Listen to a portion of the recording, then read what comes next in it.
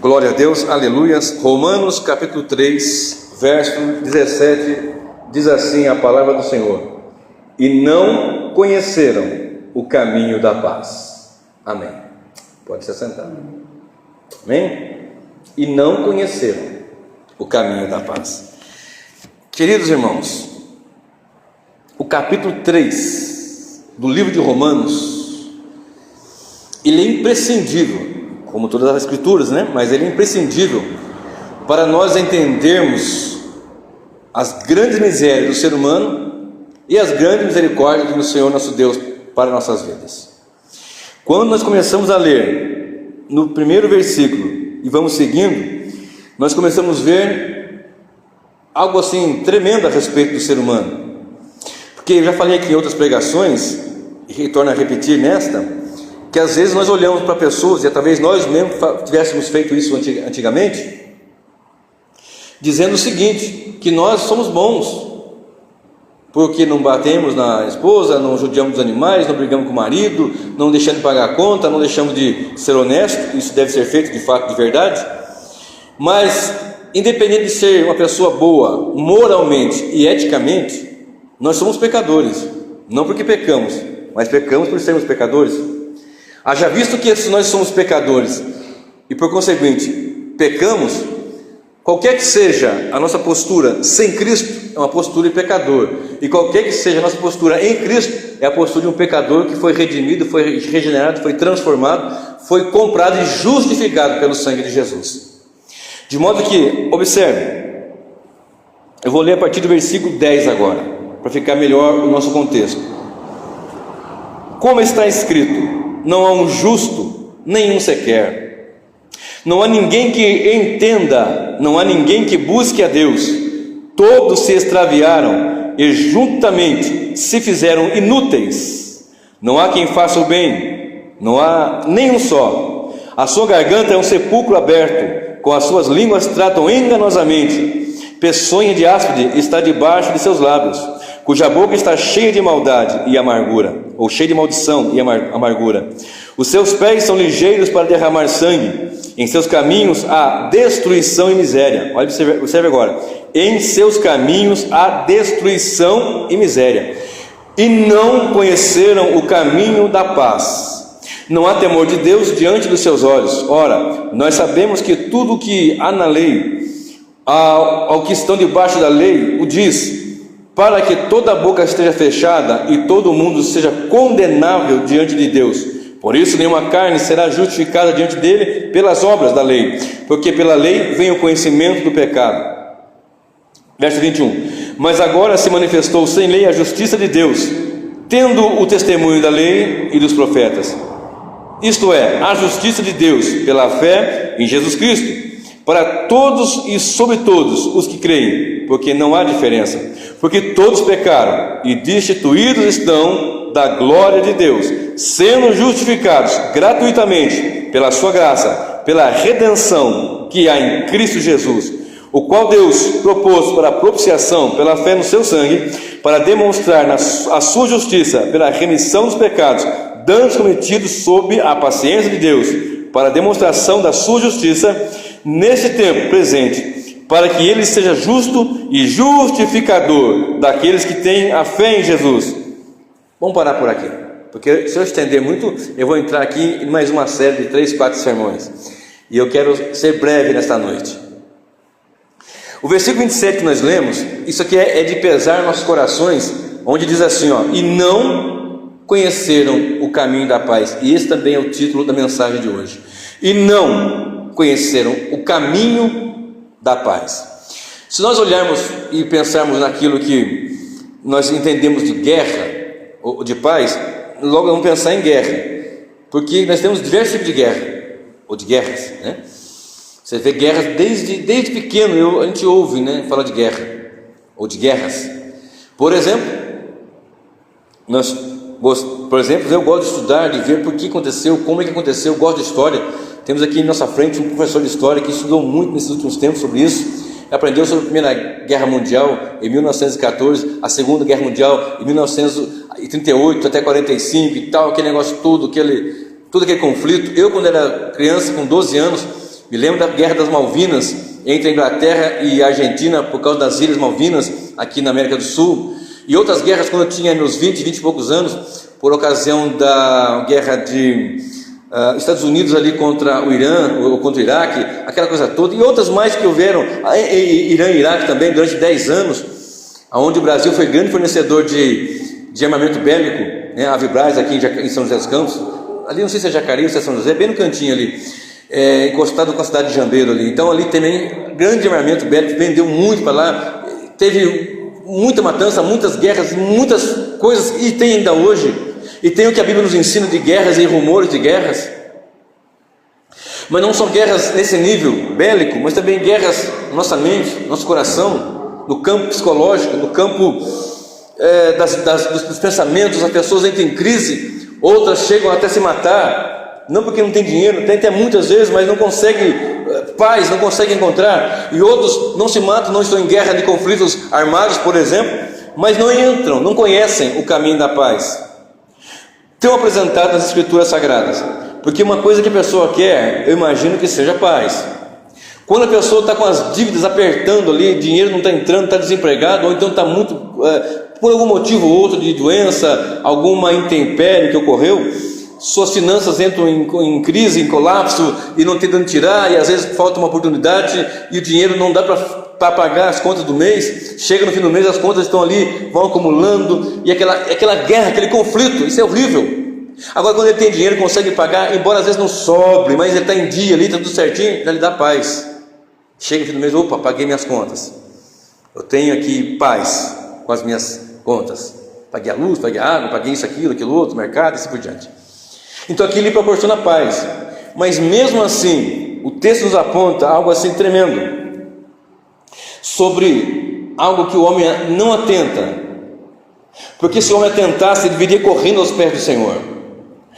Nós pregamos e anunciamos o Evangelho, e a verdade é que temos pregado pouco e anunciado pouco. Esta é uma premissa que também nós temos que entrar. Se o homem também não conhece, às vezes não é porque não quer conhecer, em outros casos mas muitas vezes é porque nós não temos ido pregar e anunciar. Como ouvirão se não há quem pregue? Não é assim? De modo que quando nós olhamos para essa situação, eu achei aqui uma profundidade muito grande. No versículo 17 eu parei aqui, eu estava lendo esse texto, meditando nele mais uma vez, e eu parei aqui no versículo 17 que diz: e não conheceram o caminho da paz. Por que paz no texto?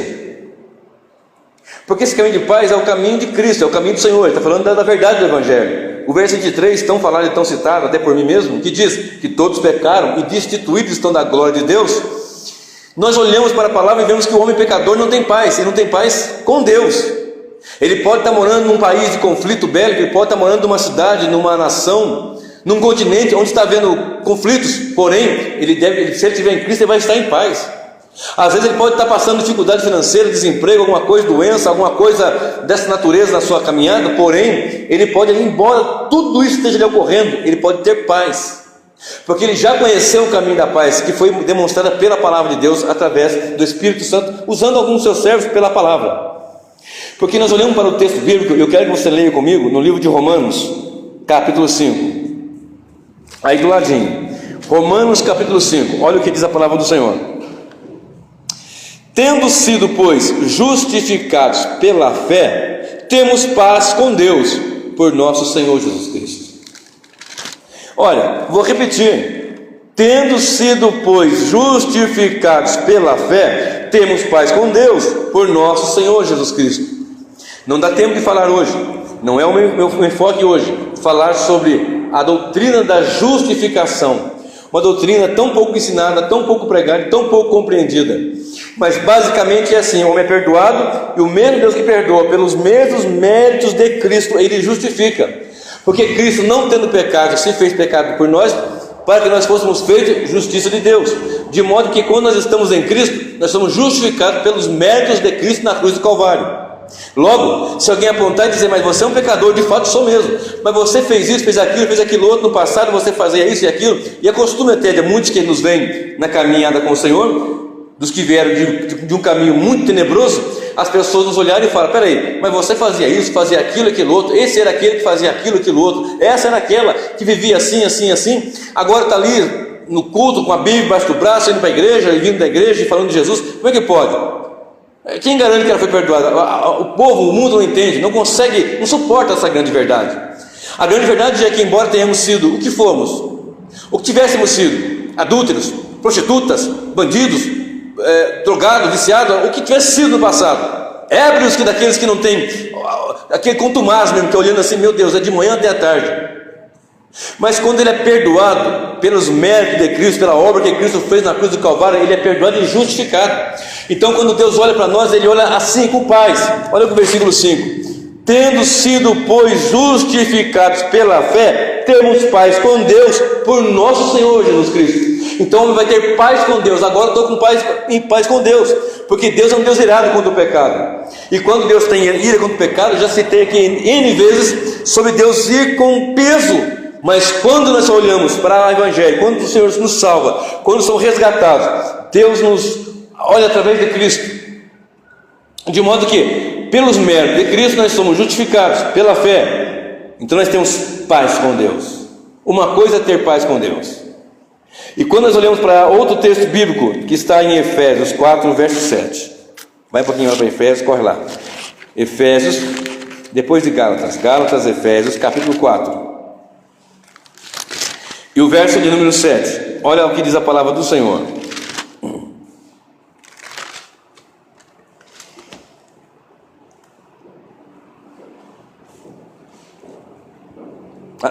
Filipenses 4, 7, irmãos, Filipenses, depois vamos para Efésios de novo. Filipenses, capítulo 4, Colossenses, depois Filipenses, depois Colossenses, antes de Colossenses, capítulo 4, verso 7. Ali em Romanos 5, eu li que tendo paz com Deus, aqui diz assim: e a paz de Deus, que excede todo entendimento, guardará os vossos corações e os vossos pensamentos em Cristo Jesus. Algumas versões dizem assim: e a paz de Deus, que excede todo entendimento, guardará as vossas mentes e os vossos corações. Aqui fala pensamento, alguns falam mente. Nós temos paz com Deus por causa dos méritos de Cristo. Porque o homem sem Deus, ele está debaixo da ira, debaixo de maldição, de verdade, de fato. E o interessante é que as pessoas, às vezes, elas querem fazer quebra de maldição, querem fazer um monte de coisa a partir de uma verdade bíblica. E qual é a verdade bíblica? Que a maldição veio da parte do Senhor, que amaldiçoou o homem quando pecou lá, dizendo para Adão: você está maldito por causa disso, você por causa disso, a terra também está amaldiçoada. Então, aí as pessoas ficam fazendo quebra de maldição. A maior maldição é o pecado, e a quebra da maldição é o sangue de Jesus que purifica todo pecado.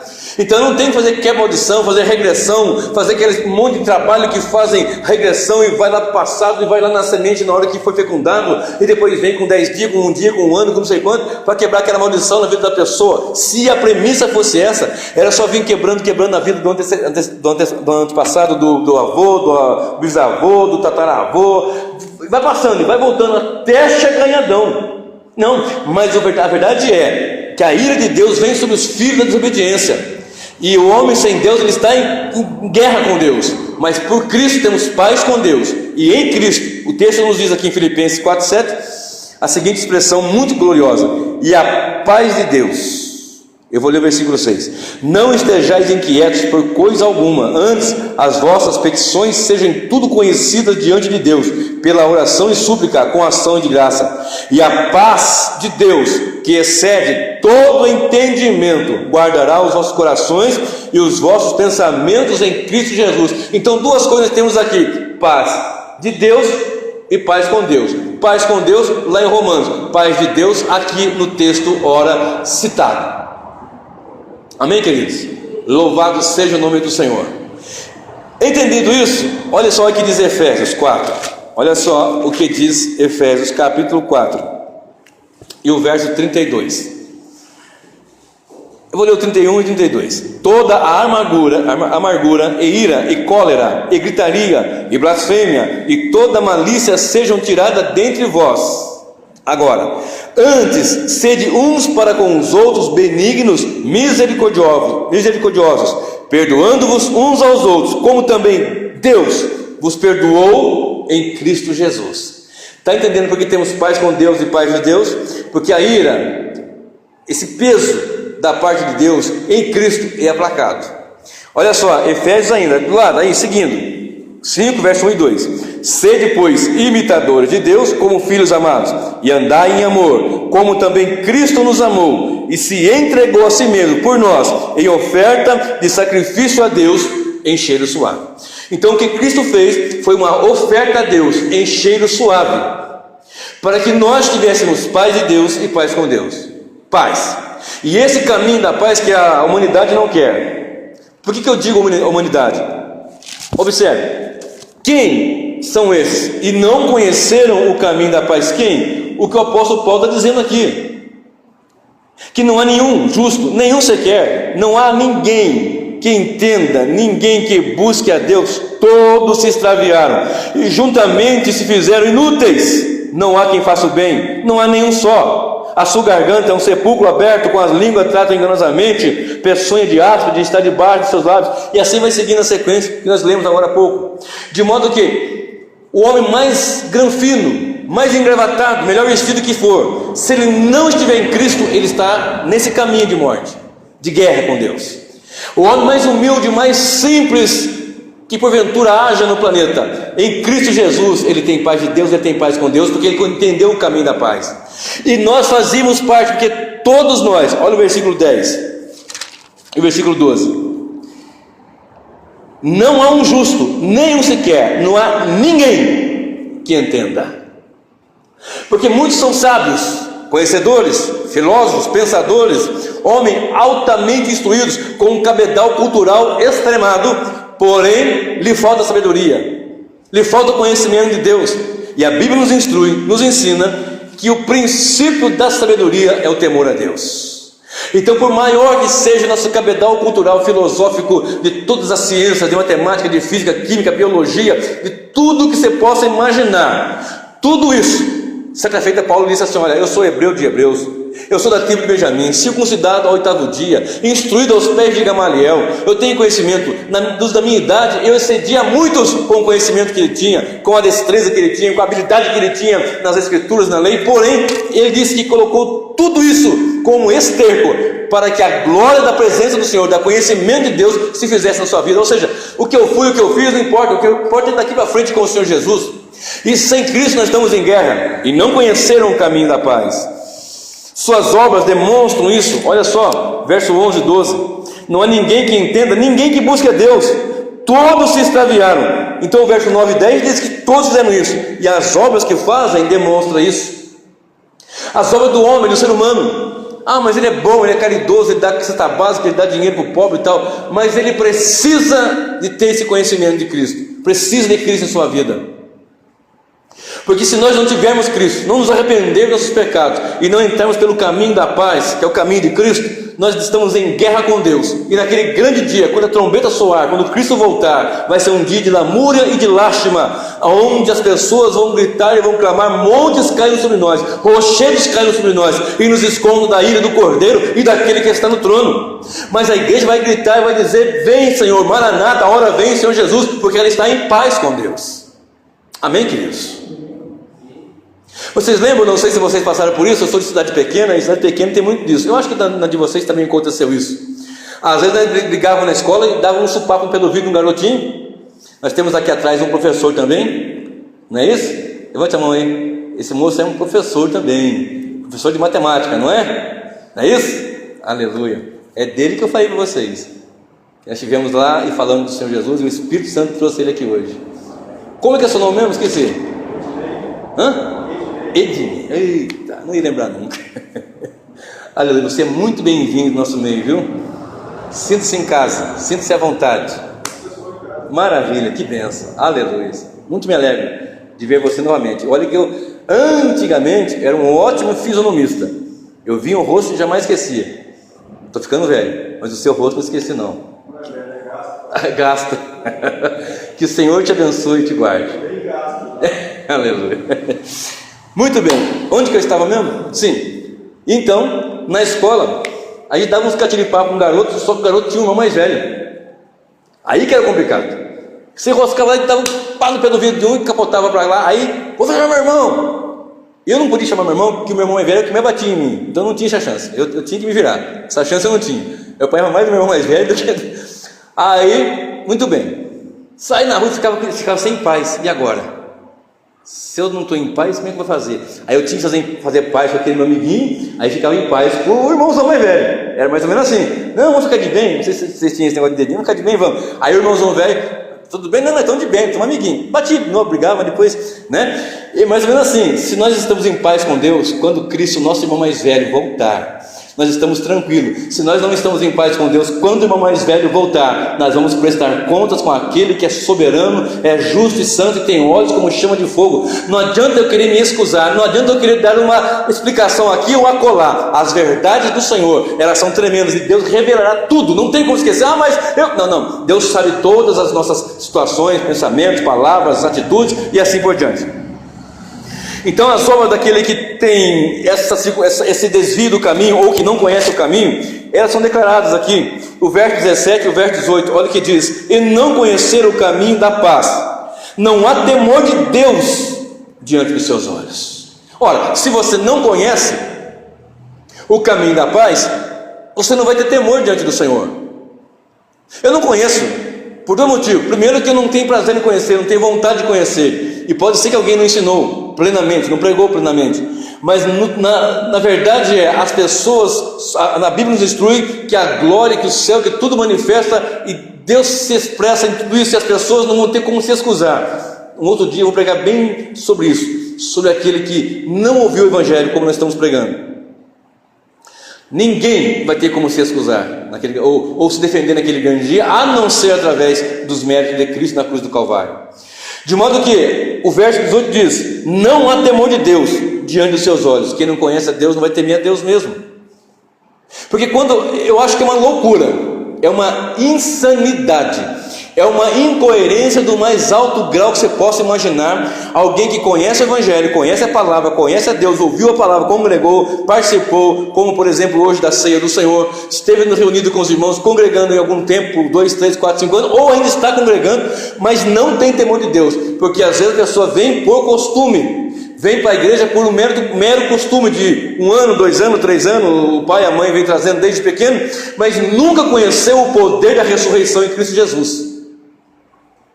Nunca conheceu o poder da ressurreição que há em Cristo Jesus. Conheceu teorias, conheceu letras, conheceu... Porque muitos aí conhecem Bíblia. Eles falam da história bíblica dos hebreus, isso e aquilo, dos povos que vieram, os povos ixos lá no Egito e não sei o que, e isso e aquilo, que o outro conhece, fala o aramaico, fala o hebraico, fala o grego, mas não conhece a Deus, não tem temor de Deus. E quando o homem conhece a Deus, ele teme a Deus, e quem teme a Deus se rende a Deus, e quem se rende a Deus, ele se quebranta em arrependimento e é misericordiosamente perdoado, porque ele vai crer no coração e vai confessar com a sua boca, graciosamente ele é aceito no meio do povo de Deus.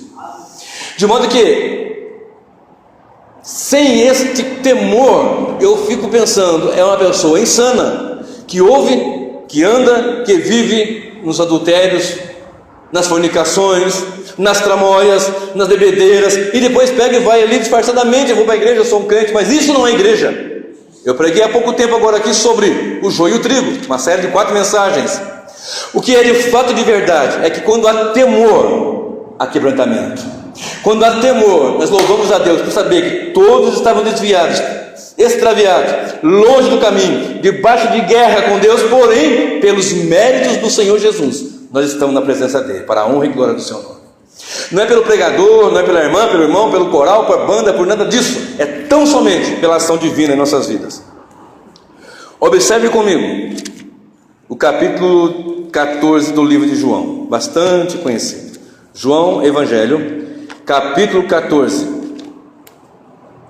o verso 1 ao verso 6. Olha só o que diz a palavra de Deus: não se turbe o vosso coração, credes em Deus, credes também em mim. Na casa de meu pai há muitas moradas, se não fosse assim, eu vos teria dito: vou preparar-vos lugar, e quando eu for e vos preparar lugar, virei outra vez e vos levarei para mim mesmo, para que onde eu estiver, estejais vós também.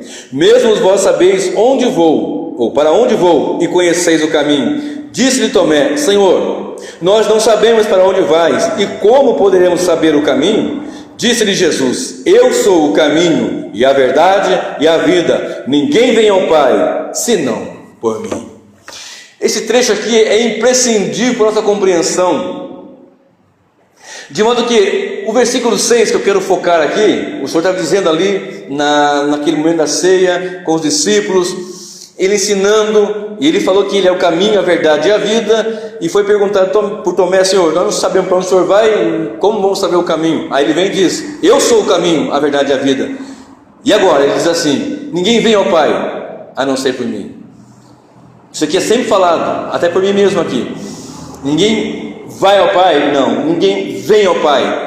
Para que esteja no Pai, tem que passar por Cristo, tem que passar pela porta. João 10, verso 9, Jesus disse: Eu sou a porta, se alguém entrar por mim, será salvo, entrará, sairá e achará pastagens. De modo que não é que ninguém vai, tem que ser nele. Ninguém vem ao Pai, a não ser por mim. Quem é Ele? É o caminho.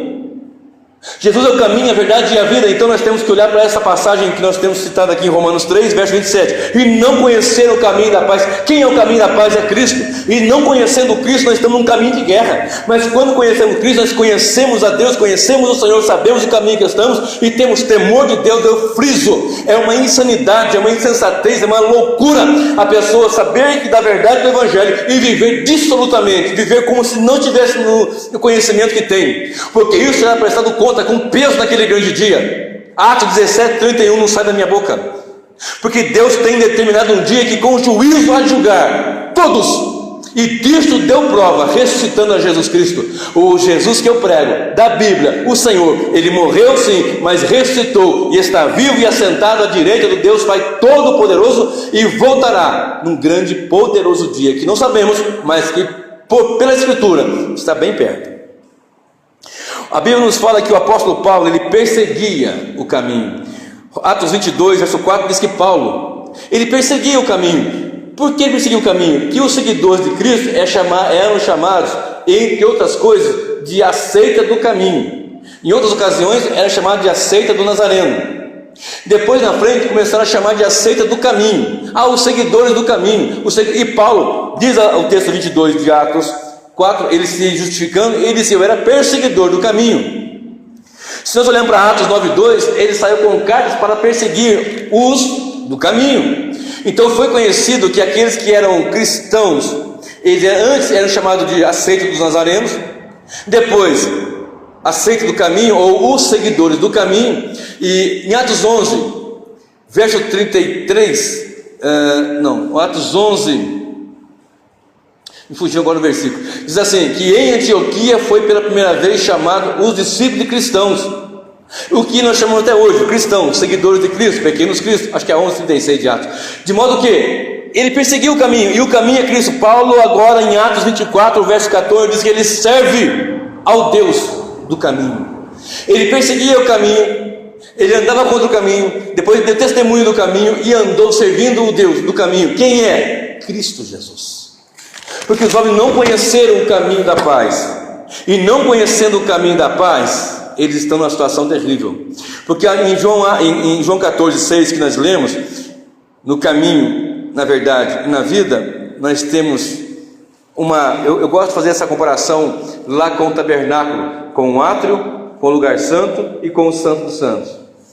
Delet, Emet e Shai, caminho, verdade e vida. O átrio, caminho, aonde o sacerdote fazia o sacrifício. Cristo fez o sacrifício vivo para nós termos entrado nesse caminho. O lugar santo, onde nós temos o pão, onde nós temos luz. Cristo é o pão da vida, Cristo é a luz do mundo. E o lugar santo, o santo dos santos, onde a presença gloriosa do Senhor foi dada condições pelo véu que foi rasgado de alto a cima, por causa do que Cristo fez na cruz do Calvário. A Bíblia nos fala aqui em Mateus 3, verso 3, quando foi dada a instrução para que João Batista fosse pregando no deserto, ele pregava anunciando, preparando o caminho. Nós estamos pregados sobre essa verdade aqui nessa congregação há quase 10 meses, né? Há quase 10 meses nós estamos aqui pregando. Eu venho pregando há cerca de 30 anos. Alguns irmãos aqui há 10 anos, 30 e poucos anos estão pregando o Evangelho. E incansavelmente temos anunciado. E muito mais queremos fazer isso, pregar. E nesses últimos tempos tem sido tão difícil essas verdades serem pregadas. Não porque é difícil pregar, porque é difícil as pessoas quererem essa verdade.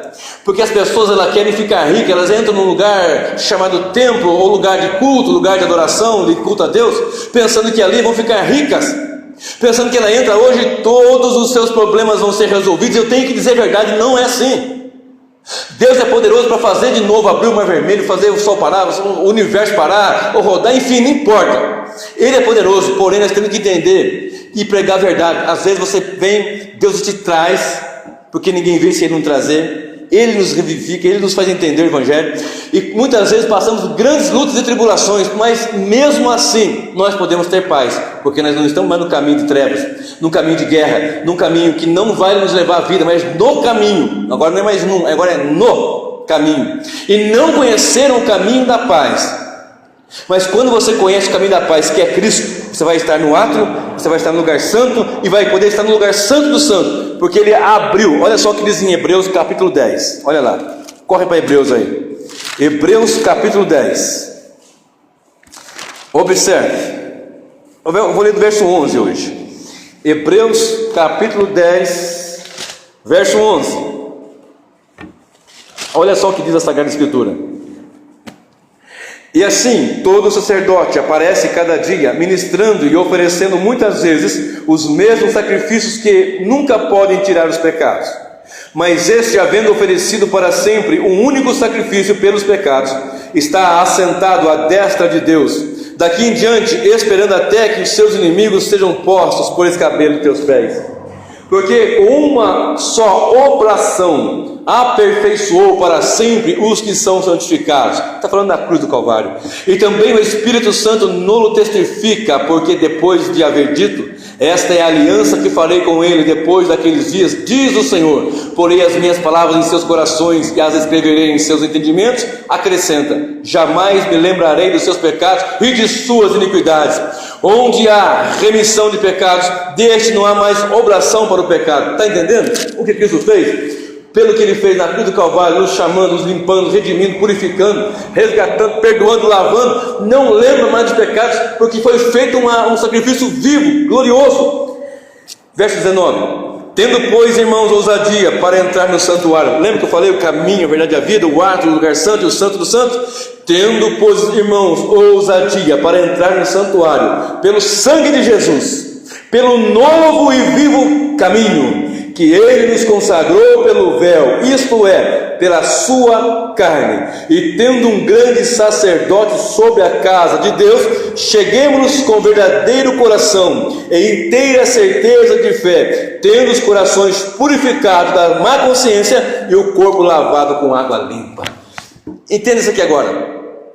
Lembra lá em Romanos? Não justo sequer, não há quem busque, todos desviaram, extraviaram, todos, não há ninguém que entenda, não há ninguém. Mas Ele vai lá e nos traz, e abre-nos entendimento, e pela sua verdade, a verdade do Evangelho, Ele abriu um novo e vivo caminho, pela sua carne.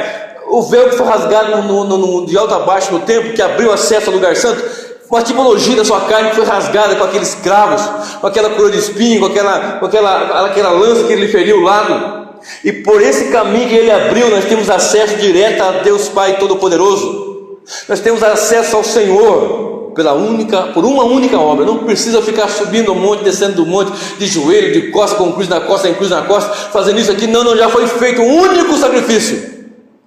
Basta agora nós andarmos em sua presença, enchermos-nos do Teu Espírito Santo.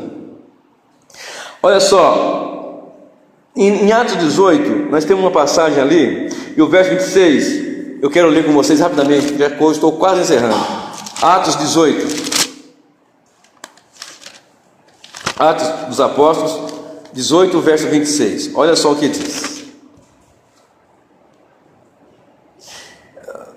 Eu vou ler o 23 em diante. E estando ali algum tempo, partiu, passando sucessivamente pela província da Galácia e da Frígia, confirmando a todos os discípulos. E chegou a Éfeso um certo judeu chamado Apolo, preste bem atenção. Natural de Alexandria, homem eloquente e poderoso nas Escrituras. Guarde isso. Eloquente e poderoso nas Escrituras. Este era instruído no caminho do Senhor. Guarda isso. E fervoroso de espírito, falava e ensinava diligentemente as coisas do Senhor, conhecendo somente o batismo de João. Ele começou a falar ousadamente na sinagoga, e quando o ouviram, Priscila e Áquila, que eram ovelhas de Paulo, digamos assim, que aprenderam com Paulo, Priscila e Áquila o levaram consigo e lhe declararam mais precisamente o caminho de Deus. Ele era eloquente, poderoso nas Escrituras, fervoroso, testemunhava com ousadia. Aí Deus colocou dois, um casal do lado dele. Olha, vamos apontar melhor para o seu caminho, ó. Você precisa conhecer melhor, vem cá para você. Aí você vai virar uma tocha mesmo, vem aqui aprender. Porque as pessoas estão indo para um evangelho que não é um evangelho, que é uma coisa que, eu não sei, uma coisa descabida, que só se fala em dinheiro e não se abre nem a Bíblia. Se cita isoladamente, e cita-se isoladamente um verso, mas já pensando nesse verso em forma de algum benefício, algum dinheiro, alguma coisa. Mas Priscila e Áquila chamaram Apolo, que era de Alexandria, um homem eloquente, poderoso nas Escrituras, um homem fervoroso, um homem que tinha intrepidez, um homem destemido, mas ele não conhecia a hora, vem conhecer um pouquinho mais. É isso que a igreja tem que fazer, é fazer com que as pessoas conheçam mais pontualmente, mais gloriosamente o caminho de Deus, o caminho da verdade. Talvez você conheça um Jesus que pendurou na cruz lá e pronto. Há poucos dias, alguns meses atrás, no meu trabalho, eu falei para uma menina que Jesus voltaria, e se ela sabia disso, ela nem sabia que ele tinha ido. Como é que ela sabia que ia voltar? Mas você não sabe? Aquilo me chocou, porque não é na África, não é lá na Índia, não é lá no Paquistão, não é lá no Uzbequistão, não é lá nem no sei lá que questão que possa ser, é do meu lado aqui. É claro que nós temos que ir lá também, mas não podemos esquecer dos nossos africanos daqui, dos nossos chineses daqui, dos nossos, entendeu? E eu olhei para aquela situação e falei, menina, não é possível, não, nem estou sabendo que Jesus foi, nem que vai voltar. E nós temos que pregar, porque tem pessoas que até conhecem da história, conhecem disso, conhecem daquilo, dão até assim, no quesito histórico, conhecem muito, mas não conhecem pontualmente o caminho da salvação, que todos nós somos pecadores e precisamos arrepender dos nossos pecados e confessar Jesus como nosso Senhor e Salvador e viver em seu caminho. Abra sua Bíblia agora, e agora caminhamos de verdade, de fato, para o final. Isaías 53. E não conheceram o caminho da paz. Quem? Todos. Isaías 53. Eu vou ler do 1 até o 6. Quem deu crédito à nossa pregação? E a quem se manifestou o braço do Senhor? Porque foi subindo como renovo perante ele, e como raiz de uma terra seca, não tinha beleza nem formosura, e olhando nós para ele, não havia boa aparência nele, para que o desejássemos. Era desprezado e o mais rejeitado entre os homens, homem de dores, e experimentado nos sofrimentos, e como um de quem os homens escondiam o rosto, era desprezado, e não fizemos dele caso algum. Este é o retrato de Cristo na cruz do Calvário. Machucado, ferido, sangue escorrendo. Como vocês sabem que eu trabalho na área da saúde, e no pronto-socorro que eu trabalhei até poucos dias, porque agora estou na UTI, muitas pessoas chegaram machucadas, acidente de moto, bicicleta, de carro, e o rosto inchado, coisa assim de acabou de acontecer, o SAMU vem, o bombeiro vem, alguém pega e traz, já está com tudo roxo, machucado, sangue coagulado. Imagina ele, fazia horas que tinham lhe cravado uma coroa de espinho, o rosto sangrando, a barba dele grudada de sangue, e para limpar aquilo, meu amigo, a gente limpa com água oxigenada, é bem facinho, mas eu não sei se tinha naquela época água oxigenada. Então aquilo grudava, e estava feio, e estava tudo machucado, cuspido. Não deu uma cuspidinha, não, dela foi escarrada no seu rosto. O seu rosto estava desfalecido, machucado, estava com sede, fazia muito tempo que não bebia água, com fome, que a última refeição foi a ceia com os discípulos, a Páscoa, e instituiu a ceia. Ele estava horas e horas abatido e ferido por nossos pecados.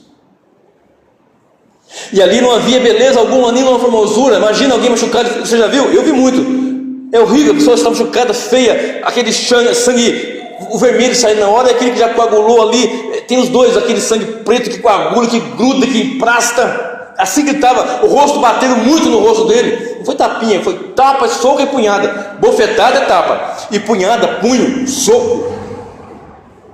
Machucado, ferido. Verdadeiramente, verso 4: Ele tomou sobre si as nossas enfermidades e as nossas dores levou sobre si, e nós o reputávamos por aflito, ferido de Deus e oprimido.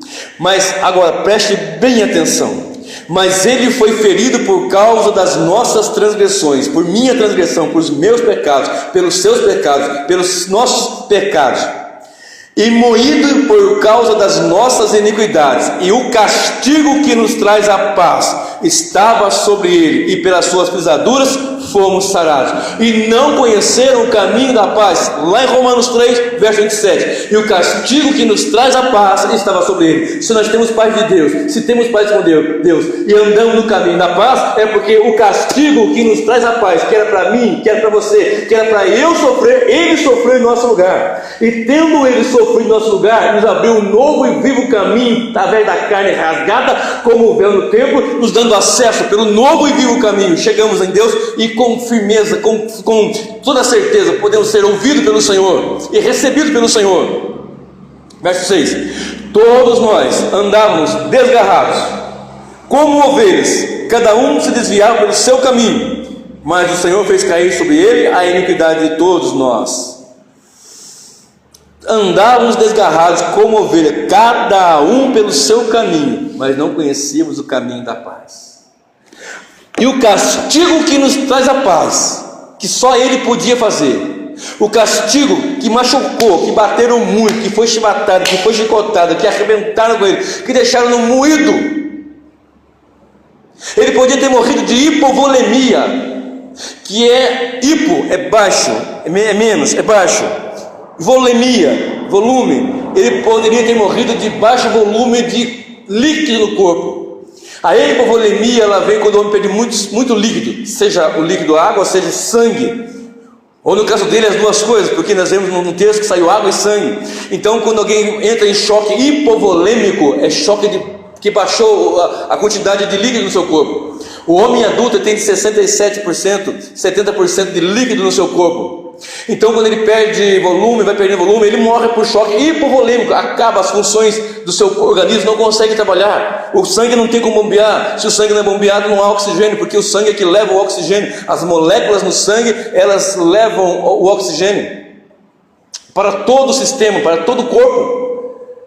A glicose é transformada em glicogênio, o glicogênio conduz dentro da molécula de sangue o oxigênio, e o oxigênio é levado. Mas se não há sangue, não há volume, vai levar como? Ele podia ter, com certeza naquela cruz ele ficou asfixiado pelo peso do seu corpo ali, e por falta de volume que foi perdendo. Mas a Bíblia diz que ele deu sua vida, porque ele disse assim, ninguém tem poder de tirar minha vida, eu tenho poder de dar a minha vida e tornar a tomá-la. Ele diz assim, está consumado, e entregou por meus e seus pecados. E não conheceram o caminho da paz. Agora nós conhecemos o caminho da paz. E como é que nós vamos viver? Longe do caminho da paz, ou temendo a Deus no caminho da paz? Em Hebreus 4, verso 16, verso 18, diz a palavra do Senhor, Hebreus não, Mateus, que os homens estavam sentados cada um à sua maneira, andando num caminho tenebroso também. Estou adiantando aqui. E de repente a Bíblia nos fala que a luz de Cristo raiou ali, nesse caminho que nós temos vivido, que temos contemplado. Como é que nós temos vivido de verdade, de fato? Sabendo do caminho da paz e vivendo à beira, ou sabendo do caminho da paz e andando no meio, diante do Senhor? Não adianta eu gritar, espernear e citar aqui uma centena de versículos, se o Espírito Santo não convencer e não mostrar toda essa verdade. A Bíblia nos fala em Romanos mesmo, que tendo conhecimento de Deus, não o honraram como Deus, não o louvaram como Deus, não o dignificaram como Deus. E eu lhe convido agora a curvar a sua cabeça, a fechar os seus olhos e numa introspecção se debruçar diante do Senhor e olhar lá para Isaías 53 o castigo que nos traz a paz estava sobre ele, e não conheceram o caminho da paz. Mas o caminho da paz que nós podemos ter, paz de Deus e paz com Deus, que excede todo entendimento, porque por mais sábio, mais entendedores, mais estudiosos que sejamos, nós nunca vamos compreender a grandeza do amor de Deus, de enviar o seu Filho amado para ser o caminho, a verdade e a vida que nos conduz à eternidade.